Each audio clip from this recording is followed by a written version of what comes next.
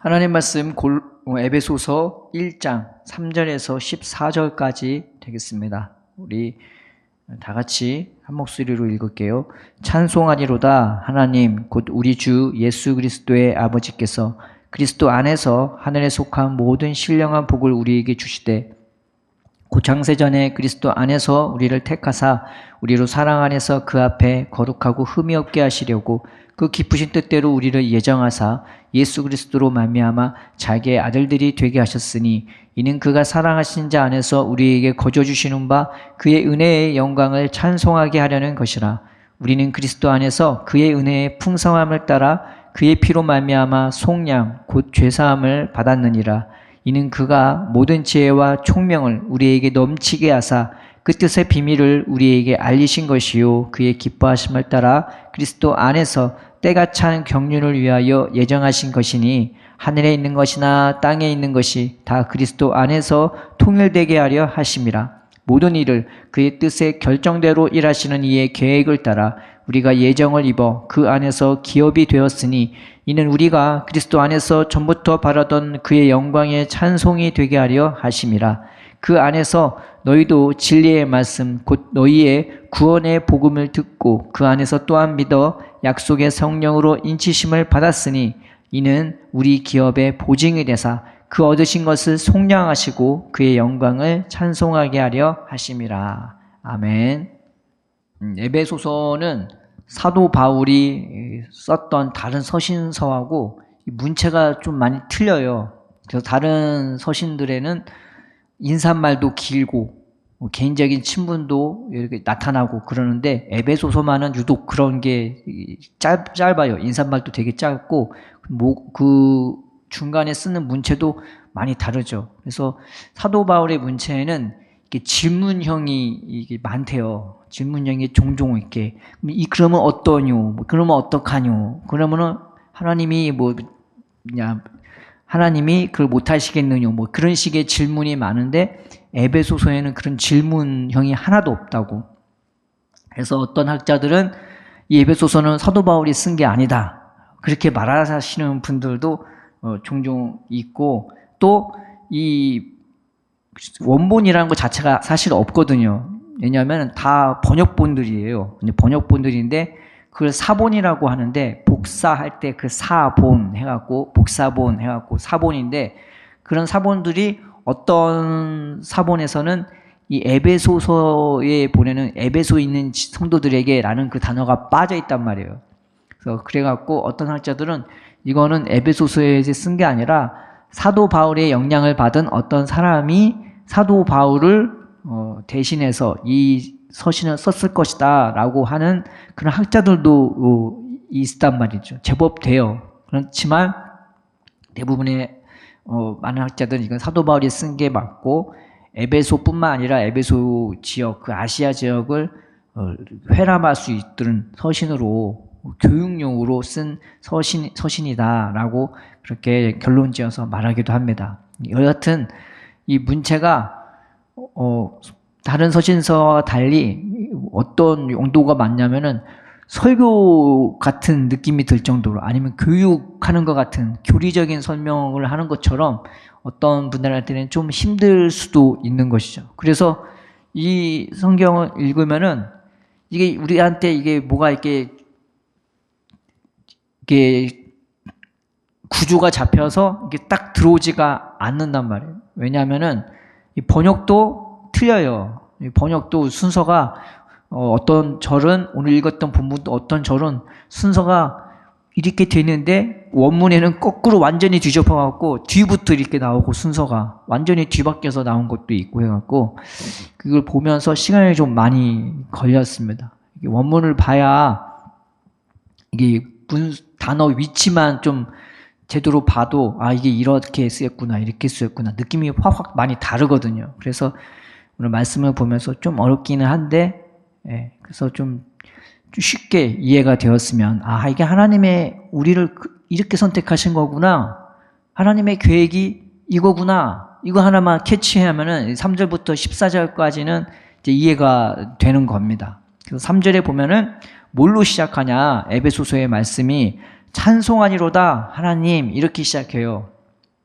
찬송합니다. 하나님을 찬양합니다. 그러면 3절부터 14절까지는 이제 그 하나님이 우리를 왜 구원하시고 어떤 목적이 있으신가 전반적으로 나와 있는데, 3절부터 7절까지는 하나님을 찬양하는 그 이유가 적혀 있어요. 그 이유가 세 가지예요. 그 세 가지가 3절에 하나, 4절에 하나, 5절에 하나, 하나님이, 우리가 하나님을 찬양하는 그 이유에 대해서 적혀 있는 것입니다. 그 첫 번째가 하나님을 찬양하는 이유가, 그 하나님을 먼저 설명하는데 우리 주 예수 그리스도의 아버지라고 먼저 설명을 하죠. 그런데 그 예수 그리스도의 아버지신 하나님을 우리가 왜 찬양하냐? 이게 좀 틀리죠. 우리나라 성경에는 복 준다는 말이 한 번밖에 없죠. 3절에 보면은 복 준다는 말이 한 번밖에 없어요. 근데 원문에는 두 번이 있단 말이에요. 그래서 하나님이, 우리가 하나님을 찬양하는 첫 번째 이유는 우리가 섬기는 예수님의 그 아버지 되신 하나님이 우리에게 복을 주신대요. 그런데 복 주시려고 주신대요. 그게 어떤 복이냐?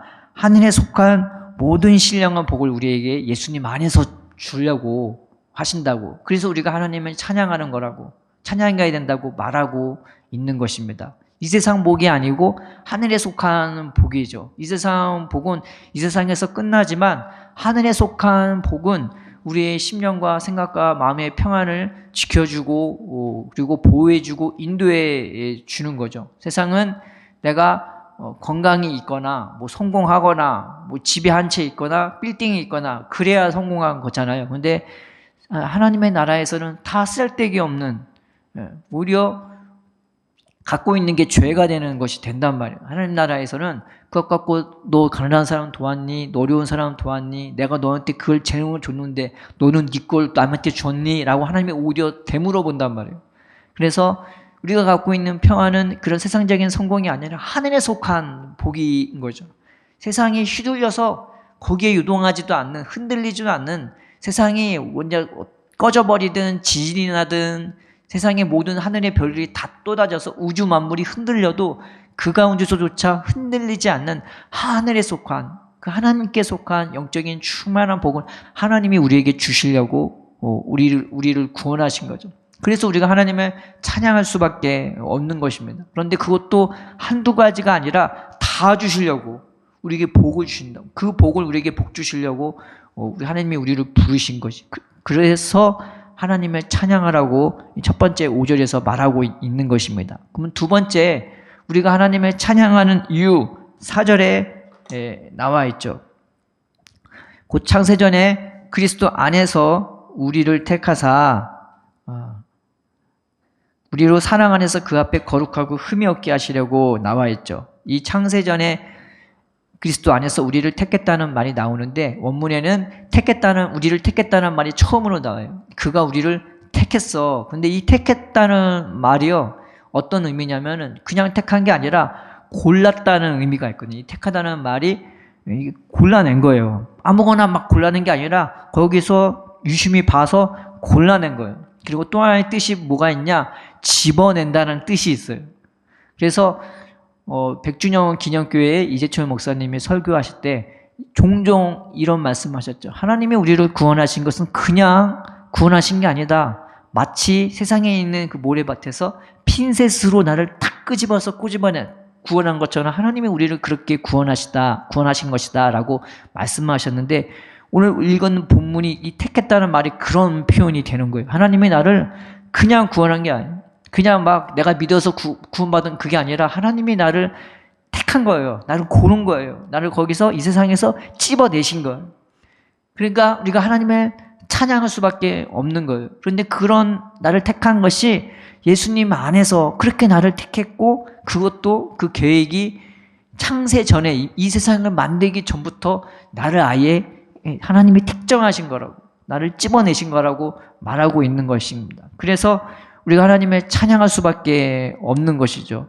그래서 하나님이 나를 택했는데 그냥 찝어내서 넌 구원 받았어, 천국 가, 이게 아니라 사랑 안에서 거룩하고 흠이 없게 하시려고 택했다고 나와 있는 것입니다. 여기서 사랑 안에서라는 것은 하나님이 나한테 그런 사랑을 받게 하심으로 우리를 회복시켜 주시고 건강하게 하시고 흠이 없게 하신다고 나와 있죠. 사람이 자존감이 회복되는 것은 여러 가지가 있죠. 내가 좀 돈이 있어. 그럼 자존감이 있을 수 있어요. 돈 때문에. 아니면은 내가 능력이 있어. 그러면은 자존감이 있을 수가 있어요. 또 하나는 내가 원래 좀 성격이 강해.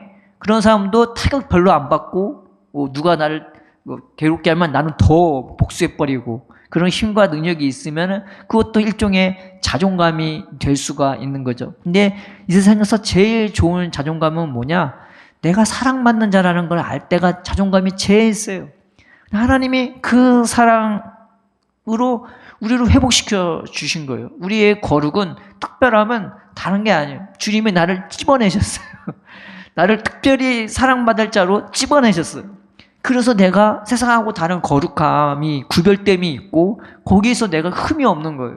하나님 사랑이 있으니까 내가 자존감이 있어요. 좀 누가 나를 좀 힘들게 하거나 내가 좀 뭐 없고 내가 세상에서 좀 부족한 것 같아도 하나님 사랑이 워낙 충만하니까 내가 흠이 없어져. 그런 거 갖고 내가 기스도 안 나요. 이게 바로 하나님이 우리를 특정하신 찝어내신 그 목적이 되는 것입니다. 또 하나 사랑 안에서 거룩하고 흠이 없다는 것은 내가 사랑을 받음으로 자존감이 회복되고 건강하고 기스도 안 나는 인생이 되겠지만 내가 사랑 안에서 거룩하고 흠이 없다는 말은 또 내가 누군가를 사랑할 수 있는 존재로 이 흠이 없는 존재가 되는 것이죠. 뭐 돈을 줄 수도 있고 다른 사람을 도와줄 수 있는 능력이 있겠지만 사람을 세워주는 가장 큰 역할은 역시 사랑이 되는 거예요. 아, 저 사람이 나를 정말로 아끼는 사람이구나. 저 사람이 나를 정말로 귀하게 보는 사람이구나. 그래서 그런 사람이 베푸는 손길은 미소 한 번으로도 그 사람에게 빚을 주는 그런 일을 할 수가 있는 것입니다. 그렇지만 사랑이 없는 헌신도 있고 사랑이 없는 베품도 있고 사랑이 없는 그냥 의무감을 그런 것도 있으면은 사랑이 있어서 하는 것보다는 확실히 그 격이 떨어질 수밖에 없고 웬만한 사람들도 다 알아요. 이거 그냥 저 사람이 진짜 사랑으로 하는 건지 겸손으로 하는 건지 다 안단 말이죠. 근데 하나님이 우리를 찝어내신 이유는 그 사랑 안에서조차 거룩하고 흠이 없도록 누군가를 사랑할 수 있는 존재, 누군가를 세워줄 수 있는 존재, 누군가를 품어줄 수 있는 존재가 되게 하려고 우리를 핀셋으로 확 집어내신 거라고. 그래서 우리가 하나님을 찬양할 수밖에 없다고 말하고 있는 거예요. 두 번째 이유가 나를 하나님이 푹 집어내신 거. 이게 4절이고요. 5절은 뭐냐? 하나님을 찬양하는 세 번째 이유.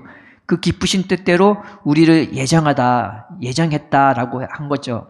이 예정했다는 말이 이게 하나님이 결정했다는 거예요. 하나님이 나에게 복을 주었어요. 그리고 나를 찝어냈어요. 그리고 하나님이 결정했다는 거예요. 내가 결정한 게 아니란 말이에요. 하나님이 결정한 거예요. 그리고 이거는 하나님의 의지인 거예요. 그런데 그냥 뭐 머리로만 결정하고 마음으로만 그렇게 결정한 게 아니라 기뻐서 결정했대요. 나를 보면 하나님이 기뻐서 어쩔 줄 몰라갖고 나를 찝어내시면서 그 기쁨으로 나를 결정했대요. 그러니까 내가 뭐 좀 잘났고 못났고 그래서 주님이 날 특정한 게 아니라 이건 하나님의 의지고 하나님의 기뻐서 나를 찝어내신 거고 나를 선택하고 나를 결정한 거예요. 그래서 내 의지랑 상관이 아니라 하나님의 그 결정으로 하나님의 의지로 주님이 나를 구원하기로 주님이 나를 세우시기로 주님이 나를 그 하나님의 기쁨으로 세워주기로 작정했기 때문에 이거는 하나님이 결정하시고 하나님이 이루실 거라는 뜻이 되는 것입니다. 그래서 우리가 하나님을 찬양할 수밖에 없는 것이죠. 그래서 6절, 7절이 이 5절을 설명해 주는 말이 되는 거예요.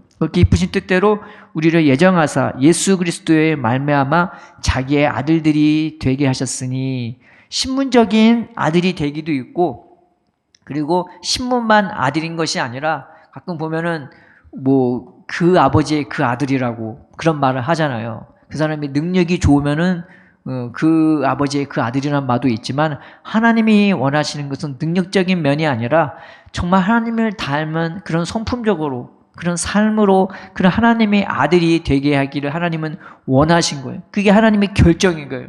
핀셋으로 끄집어내서 하나님이 기뻐서 결정하시고 우리를 하나님의 아들이 되게 하신 다음에 그 하나님의 아들이 되게 하는 최종 목적이 뭐냐? 어떤 아들이냐?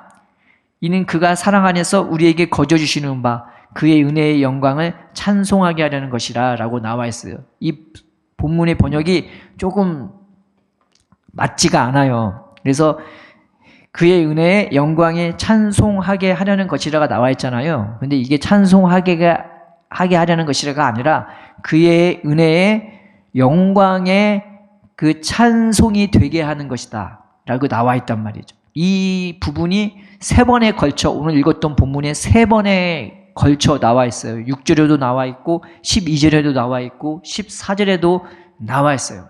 그러니까 하나님이 우리를 그렇게 복을 주시고 우리를 끄집어 핀셋으로 이렇게 집어내시고 그 다음에 나를 기뻐서 어쩔 줄 몰라 내가 이렇게 할 거야 라고 결정하신 최종 목적이 뭐냐? 우리가 하나님 보시기에도 영광의 찬송이 되게 하려는 것이에요. 내가 찬송을 한다는 게 아니에요. 우리 존재 자체가 영광의 찬송이 되게 하려는 것이래요. 근데 이 찬송한다는 말이 어떤 의미냐? 찬송이 되기도 하고 칭찬이 되기도 하고 그러니까 소위 말하자면 내 아들이 내가 잘 키웠어. 이쁘고 잘 키웠어. 그랬더니 좋은 대학에 갔어. 그리고 좋은 회사에 들어갔어. 거기서 승진도 잘했어. 가정도 잘 꾸렸어.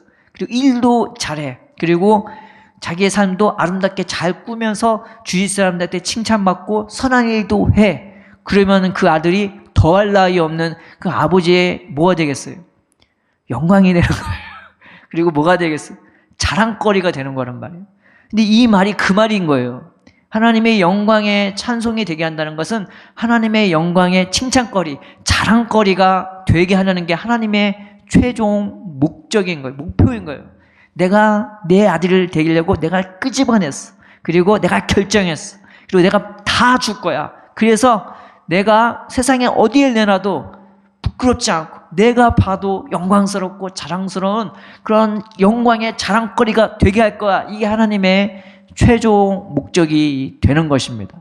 그러니까 이 번역이 좀 약간 우리가 들으면은 이해가 안 가죠. 이 단어 자체가 여러 가지 의미가 있어요. 찬송보다는 찬양, 칭찬 그런 의미가 있는 것이죠. 근데 그런 의미가 있으면은 이 뜻이 좀 이렇게 부르면은 우리가 찬송을 하게 하려고 이렇게 우리가 오해할 수 있단 말이죠.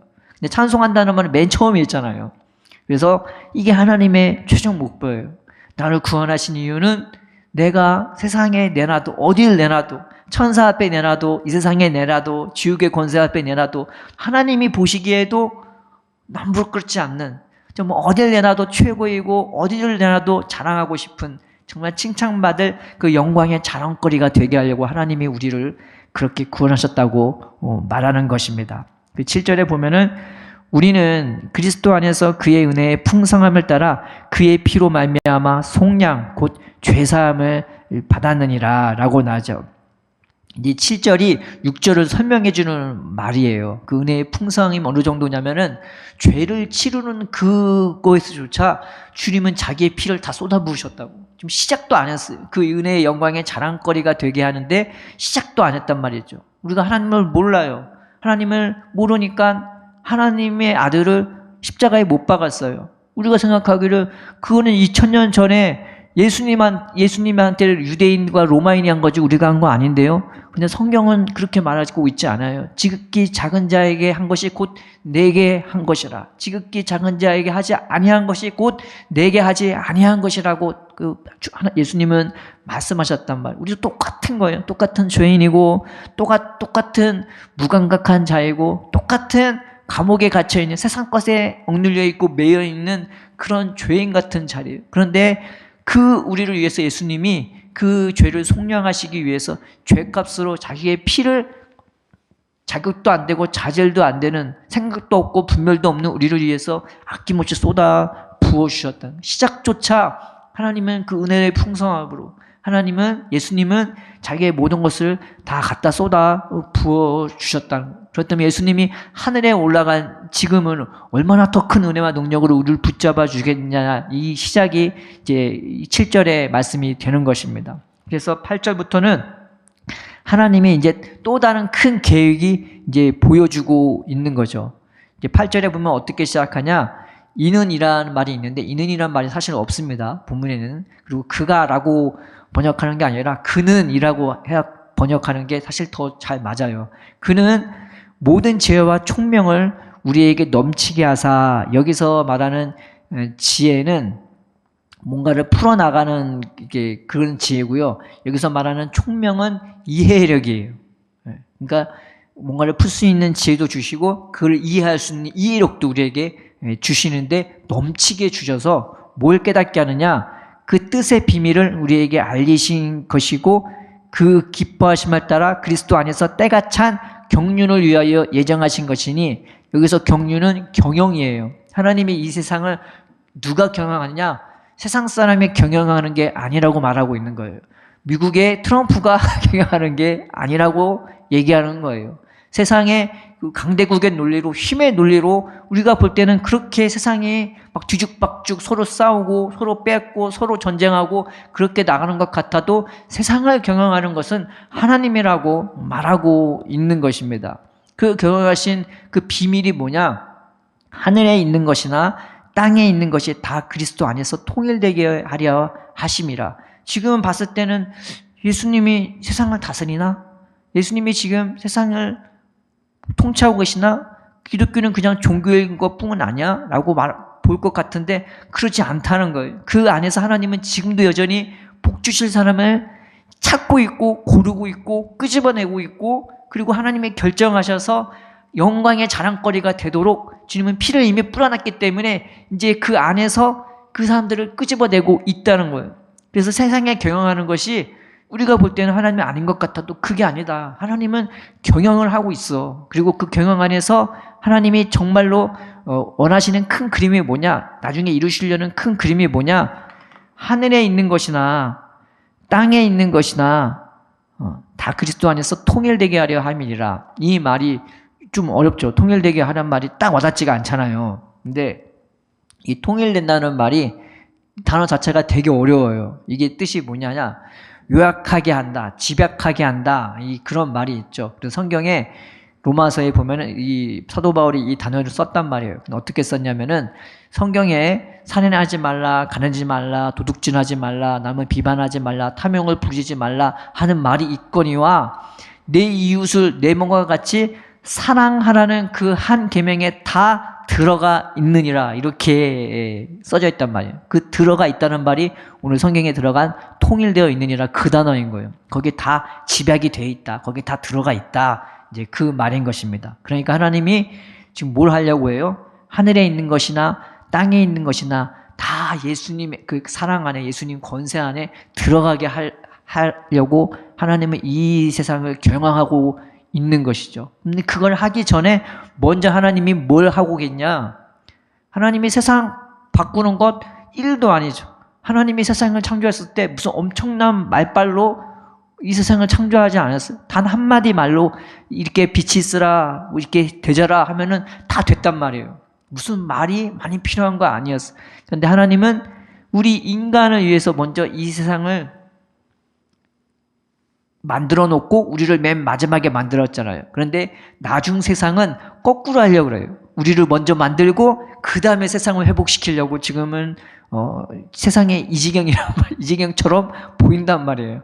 그래서 하나님의 큰 그림은 이 세상 전체를 다 예수님의 통치 안에, 예수님의 그 사랑 안에, 예수님의 은혜 안에, 예수님의 권세 아래 들어가게 하려고 지금 하나님은 경영 주기 전에, 그 경영의 기초를 위해서 하나님은 먼저 우리를 회복시키려고, 이게 하나님의 계획인 거예요. 그래서 11절에 이런 말씀이 있는 것입니다. 모든 일을 그의 뜻대로 결정대로 일하시는 이의 계획을 따라 우리가 예정을 입어 그 안에서 기업이 되었다고. 하나님은 이미 이렇게 경영하려고 작정하셨어요. 세상이 개판인 것, 어떻게 보면 개판인 것 같고 너무 강자만 뛰노는 것 같고, 가진 자는 더 갖고 없는 자는 더 없고, 그게 사람들 사이에서도 그렇지만 이 세상 나라들 사이에도 그런 빈부격차나 그런 불평등이 있는 것 같단 말이에요. 정말 하나님 계실까? 정말 하나님은 살아 계실까? 라는 생각을 할 수 있겠지만, 하나님은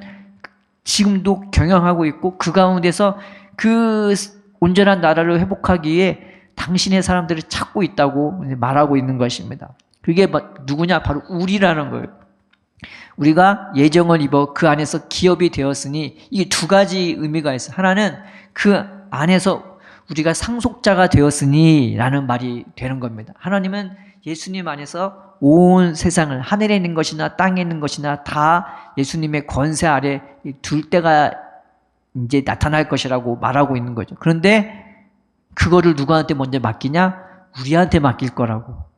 이 뜻이 하나 있고, 또 하나는 하나님은 이 세상을 전부 다스리는 하나님이시고 왕이시지만, 하나님이 자기 이름을 두시면서 특별히 이건 내 거야, 이건 내 기업이야 라고 말한 것은 우리라고 말하고 있는 것이죠. 그래서 하나님은 그 일을 먼저 하시고 있는 것이죠.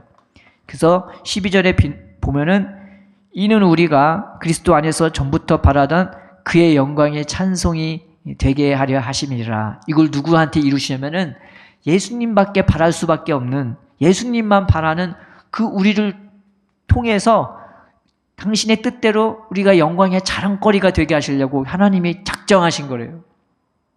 신앙은 내가 똑똑하고 잘나면 못하는 거예요. 내가 대단하면 못하는 거예요. 누구 바라봐야 돼요? 오늘 말씀처럼 예수님만. 여기서 전부터 바라던 것은 먼저 하나님만 바라보는, 예수님만 바라보는 그 사람들을 통해서 영광의 자랑거리가 되게 되려고. 그래서 하나님의 큰 그림은 모든 것을 예수님 안에서 다시 회복시키고 온전케 할 날이 있겠지만, 그 예수님과 함께 세상을 다스릴 우리를 먼저 지금 선별하고 있다고 지금 말하고 있는 거예요. 그래서 누굴 통해서 그 일을 이루냐? 우리를 통해서, 그 예수님만 바라보는, 그 예수님만 소망하는, 그 예수님만 의지하는 우리를 통해서 그 세상을 다스리기에 전혀 부족함 없는 하나님의 영광의 자랑거리가 되게 하시려고 하나님이 그렇게 계획하시고 그렇게 목적하셨다고 이제 말하고 있는 것입니다. 잘 따라오셨나요? 그 다음에 13절에 또 나오죠. 그 안에서 너희도 진리의 말씀 곧 너희의 구원의 복음을 들었다라고 나와요. 너희가 들은 게 그냥 들은 게 아니야. 예수님 안에서 그게 듣게 된 거야. 예수님이 너에게 듣게 해준 거야. 이 말을 하는 거고, 두 번째는 그 안에서 또한 믿어서 약속의 성령으로 인치심을 받았다고 그렇게 말하고 있는 것입니다. 그러니까 성령으로 우리를 인쳐주셨대요. 여기서 인쳤다는 것은 무슨 뜻이냐? 편지를 쓸 때 이렇게 봉하잖아요. 그러면 인을 친단 말이에요. 예. 그러니까 우리를 그렇게 보호받는 존재로, 그 성령 안에서 보호받는 존재로 하나님이 우리를 인쳤다는 뜻이 되기도 하고, 말하자면 너는 내 거야 하고 딱 침 찍어준 거 있죠. 그것처럼 하나님이 우리를 찍었다는 그 말이 되는 것입니다. 내 거라고 표시를 한 거라고, 성령으로 그 말이 되는 것입니다. 그러면 14절에 이는 우리 기업의 보증이 되사라고 나와 있죠. 여기서 말하는 보증은 뭐냐면은 사람한테 내가 저걸 다 샀어. 근데 그게 내 거라는 징표를 주기 위해 뭔가 이렇게 보증금을 이렇게 맡기기도 한, 보증 물건이나 돈을 맡기기도 한데, 이건 내 거라는 표를 하기 위해서. 근데 그 보증이래요. 그러니까 내가 누구 거예요? 나는 내 게 아니라 하나님 거라는 거예요. 하나님이 그 표로서 성령을 부어 주신 거래요. 성령을 함께 하시고 성령으로 인도. 넌 내 거야. 너는 세상 게 아니야. 너는 내 거야. 너는 내 아들이고 내 영광이 자랑이 될 거야 라고 말하고 있는 것이죠. 그래서 하나님이 성령으로 우리와 함께 해주시면서 그 얻으신 것을 속량하시고, 여기서 그 얻으신 것이란 우리란 말이에요.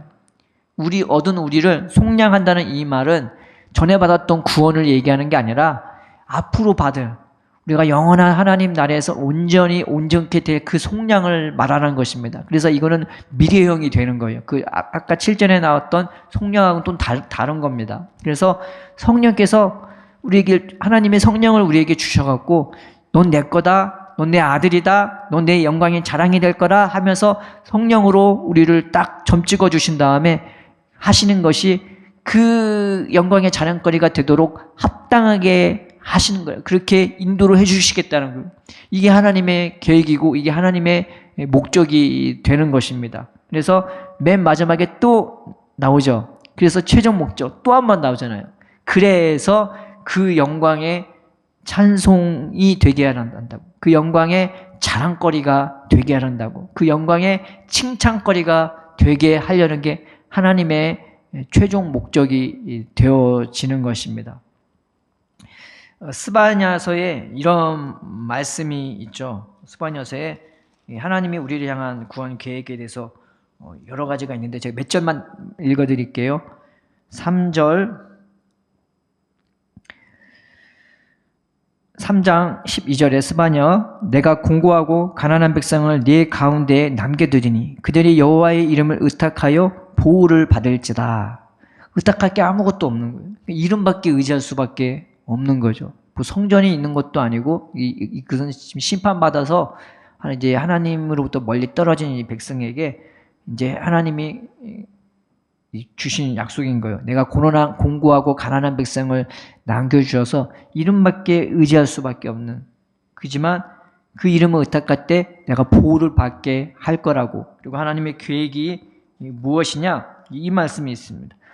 시온아 따라 노래할지어다. 이스라엘아 기쁘게 부를지어다. 예루살렘 따라 전심으로 기뻐하며 즐거워할지어다. 여호와가 내 형벌을 제거하였고 내 원수를 쫓아냈으며 이스라엘 왕 여호와가 내 가운데에 계시니 네가 다시는 화를 당할까 두려워하지 아니할 것이라. 너희 하나님 여호와가 너희 가운데에 계시니 그는 구원을 베푸실 전능자이시라. 그가 너로 말미암아 기쁨을 이기지 못하시며 너를 잠잠히 사랑하시며 너로 말미암아 즐거이 부르며 기뻐하시리로다. 그때 내가 너를 괴롭게 하는 자를 다 벌하고 저는 자를 구원하며 쫓겨난 자를 모으며 온 세상에서 수육받는 자에게 칭찬과 명성을 얻게 하리라. 내가 그때에 너희를 이끌고 그때에 너희를 모을지라. 내가 너희 목전에서 너희의 사로잡힘을 돌이킬 때에 너희에게 천하 만민 가운데서 명성과 칭찬을 얻게 하리라. 여호와의 말이니라. 그러니까 하나님의 목적이 뭐예요? 우리가 명성을 얻는 영광스러운 존재가 되기를. 너는 역시 내 아들이야. 넌 역시 내 딸이야. 넌 역시 내 자랑거리야. 내가 너를 그렇게 하려고 내가 너를 집어냈어. 내가 너에게 복을 다 줄 거야. 내가 너를 그렇게 하기로 내가 결정했어. 이건 네 의지가 아니야. 네가 잘나서가 아니야. 나는 전능자야. 내가 너에게 가운데 있어서 이 일을 분명히 이룰 거라고 하나님이 우리에게 선포하시고 예언하시고 결정하신 것입니다. 그래서 우리는 그 은혜와 사랑 안에서 이런 존재가 되도록 부름받은, 내가 하는 게 아니라 하나님이 이루실 걸 그렇게 바라고 기대하면서 그 이름 의지하면서 보호받는 존재로 부름받은 존재들인 것입니다. 우리가 이 세상 살아갈 동안에 세상 것에 속지 말고 하나님 그 영원한 소망, 하나님의 계획을 내가 볼 수 있게 해달라고, 하나님의 목적을 볼 수 있게 해달라고, 그 성령으로 나를 보호해 주시고 나를 인도해 주셔서 정말 하나님의 뜻과 계획이 무엇인지 예수님을 내가 알아감으로, 그 예수님과 닮아감으로, 그 예수님과 하나됨으로 주님의 영광의 자랑거리가 되는 칭찬과 명성을 얻는 그런 존재가 되게 해달라고 주님 앞에 기쁨으로 감사함으로 나아가는 저와 여러분 되기를 축복합니다. 이 에베소서 말씀이 그런 하나님이 우리를 어떻게 변화시켜 나가실지, 어떻게 그런 영광스러운 존재로 우리를 인도하실지가 이제 그 뒷부분부터 이제 쭉 나오는 거예요. 그래서 교회가 나오고, 그래서 그리스도인들이 세상에서 이 교회에서는 어떻게 생활하고 밖에서는 어떻게 생활할지가 에베소서에는 쭉 나와 있는 것입니다. 하나님의 최종 목표 알았죠. 영광의 자랑거리, 영광의 칭찬, 영광의 그 하나님의 어딜 내세워도 부끄럽지 않는, 내세우고 싶고 자랑하고 싶은 칭찬과 명성을 얻는 존재로 우리를 부르셨다는 것, 우리가 기쁨과 감사함으로 하나님을 사랑하고 하나님께 감사하면서 기대감으로 은혜로 살아가는 저와 여러분 되기를 바랍니다. 우리 이 말씀 붙잡고 잠깐 기도합시다. 하나님, 나는 연약합니다. 부족합니다. 내가 어떻게 할까요? 이렇게 말하기보단 주님, 나는 잘 못하지만 주님은 쫓겨난 자를 부르시고 저는 자, 못 걷는 자를 부르시고 하나님께 사로잡힌 자가 아니라 세상에 사로잡힌 그 사람들도 사로잡힌 걸 돌이켜서 명성과 칭찬을 하게 하시는 전능자 하나님, 내 아버지인 걸 믿습니다. 주님 그 힘과 능력으로 나를 붙들어 달라고, 나를 인도해 달라고. 하나님은 하실 수 있잖아요. 나는 못하지만 하나님은 하시잖아요.